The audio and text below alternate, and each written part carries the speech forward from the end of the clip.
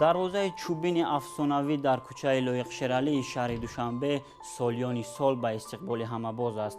ин хонаи арбоби санъат устод Акашариф Ҷураев аст. шумо дар як хонаи таърихӣ ҳозир омадед. таърихию бобаракат. таърихи он ки ин аз соли 1951 ин ҳавлият сохтагӣ буд. раҳмати падарам аз бас ки худи падарам ба ғайр аз ӯ овозхониш бо бисёр маҳорати калони деволкуниву усто буд. ҳамин хонаҳоя бо ғишта рехтагӣ ва худаш соз кардагӣ аст.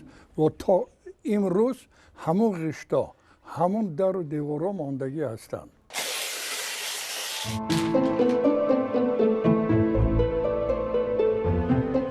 дар ин ҳавлӣ се дарахти азимҷуса аст: тути шириндона, ангур ва чормағз. ин дарахт устод Акашариф Ҷураев бо достони худ шинодааст. то ҳол мева медиҳанд, аммо меваҳои иҷодиёти ӯ самари абадӣ доранд. падарам мегуфт ки ҳамин одаме ки дастиш кушод бошад, меҳмондӯст бошад, ӯ хона бобаракат мешавад. дар ҳақиқатанам ҳамин хел аст. бобаракати и ҳамон аст, ба ғайр аз он ки худи падарам бобаракат буд. ҳамаи фарзандоша дар рӯи ман ҳавлӣ тӯй кардагӣ аст. як рӯз ман аз университет аз дарс гашта омадам, рӯи ман ҳаминҷа кат буд, кати калон буд. раҳмати модарам ош карду, ҳамамон бачаҳо шиштем гирди ошда. раҳмати падарам тарафи модарам гашта гуфт ки апай қандил оҳишка нест ку? ӯ гуфт о бачаҳо шиштад. не о ягон меҳмон несте ку дар сари дастархон. баъд мана гуфт ки ҳамин ҳамсоя бира файрод кун ки ман оша ба иштиё бихӯрам.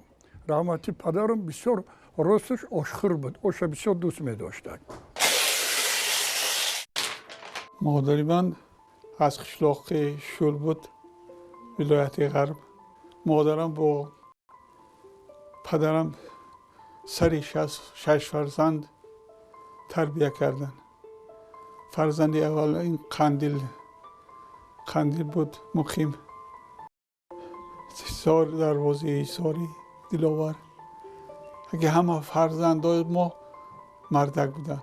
меҳр ба ватан аз меҳр ва эҳтиром ба хонадон сар мезанад. нақши волидайн, падару модар бисёр муҳим аст.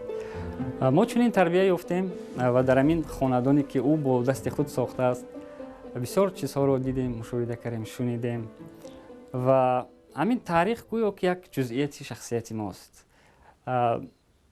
ҳамин дутору ҳамин қолине ки мебинед, инам таърих аст.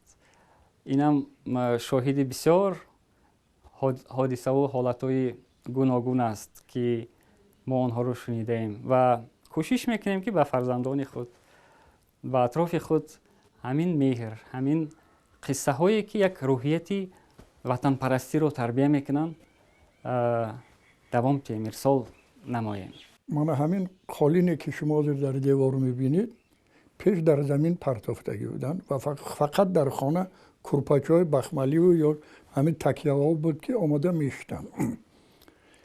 ва тамом мардуме ки аз тарафи қароти ғин Камсамолобод меомадак, агар ӯ раиси исполком мешуд, раиси колхоз мешуд ё рафиқҳои дӯсти падарам, ӯ қадар дар болаи стула шуштана нағза меиданд. баъд мегуфтанд ки шарифи ҷун биё дар ҳамин хона бударем кашпаҳлӣ кунем.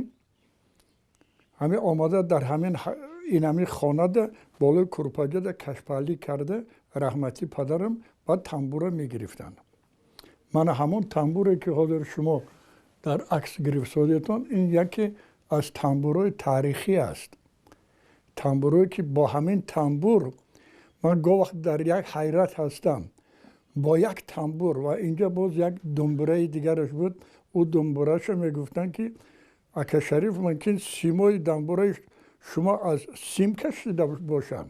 мегуфт не замон вай пардае ки асосӣ аст аз ҳамон халё кардаги ҳамин қадар овози баланди хушрӯ дошт.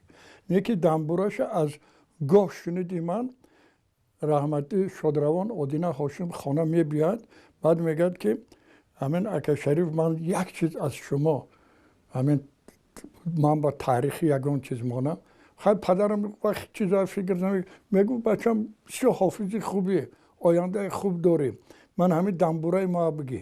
همین خیلی دنبوره از روی گوش شنیده و گفتم خود پدرم نقل کردگی بود بعد مقیم نقل کرده برادرم که در دست اودینا هاشم بودک.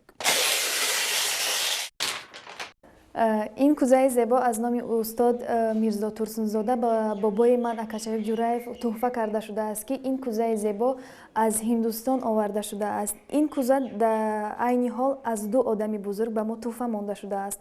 یکیش میرزا ترسونزاده و دیگرش این استاد بابای من اکاشریف جورایف می باشد.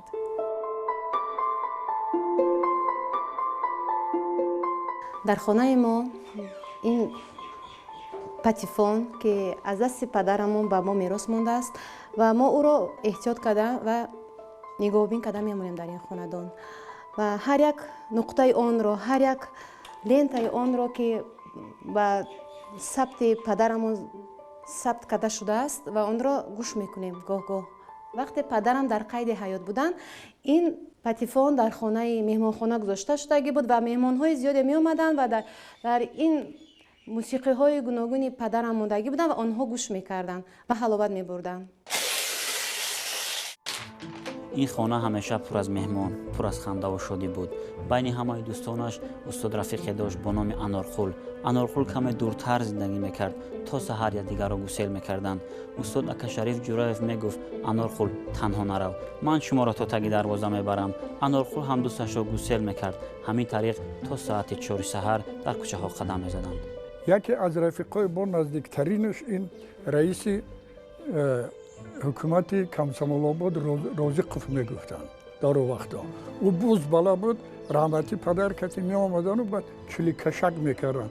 اگر شما دیاتون باشد پیش دوروی قدیم ده چلیک به چلیک می انداختن، پا به پا می ماندن و چلیکی کی زوره میکشیدن.